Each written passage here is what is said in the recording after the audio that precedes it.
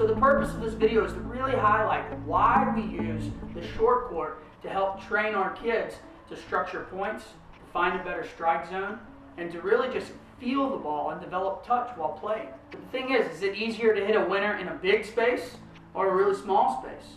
You know, in a big space, you can hit a winner on accident sometimes. You just swing really fast and, oh, didn't mean to do that, but it was a good shot. Now the short court, you can't really get away with that because you're confined to such a small space. You really have to have control and understanding. So, you know, if you want to place the ball over there to open up a little space, first off, you have to have the touch and the know-how. Then once that space is open, you really have to have the understanding on how to move forward and take time away from your opponent so that they don't have enough time to recover back to the middle. So Coach Eduardo and I, we played on the flags, and we're just going to run through a handful of different points that we had. So we filmed it and just wanted to show you really what the short court practices are intended for and what it should be looking like as you develop and improve your game. So this first game we call expert tennis. It's a very short line. The boundary lines are highlighted in yellow, and it's extremely difficult to hit a winner. So the value in it is, while learning and playing on this court, you really work on developing angles, short angles in particular, which really help you open up space. This is a great point that Eduardo played. He really burned me on this one. So if you look at those orange lines, that's what we refer to as kind of our home base or our safe zone.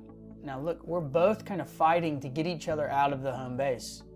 Eduardo does a great job making time right there, so he gives himself time to get back to his home base. And as you can see right there, he does a great job of getting both of my feet out of my home base. So I'm in big time trouble here. And Coach Eduardo does a really good job of getting up there and hitting the ball at eye level. And he goes to that open space. And Coach Eduardo, with incredible hands, just blocks it back into the open space. Great hands too at the end. Man, I thought I had you. Well played, Coach. Now this next point, same thing. You can see we're both fighting to get the other person out of that home base so that we can put them in trouble by moving forward into the net and volleying into that open space.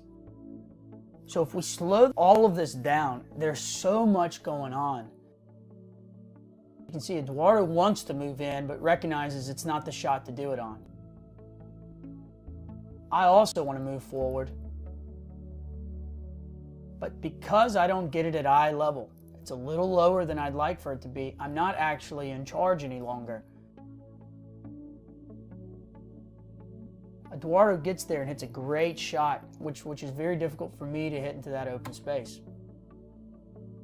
Now Eduardo opens up a ton of space on that situation, so I should be done for right here, except for the fact that Eduardo's backhand doesn't go into the open space. He led me off the hook there by hitting it back in the middle. This ball gets behind him, and he's completely out of his home base now. We've got both feet out, which gives me the perfect opportunity to hit an eye-level volley into the open space. And that was another great example of opening up space and taking time. Another game that we play is we're no longer using the same small boundary lines. Now we're going to play this larger boundary line. You can also see, how we take time by moving forward to the net. And then when we are in trouble, we recognize that we're out of our home base and we hit the ball a little higher to make time for ourselves. And that making time is actually, we're giving ourselves time to get back to the center of the court.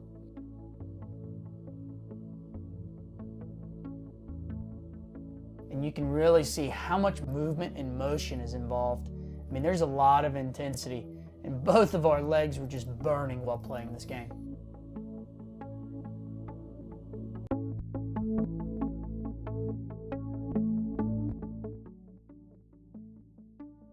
And this is a great point. You can really see both of us, again, trying to move forward at different points. In every shot we're trying to hit, we're trying to get the other person out of their home base so that we can put them in trouble.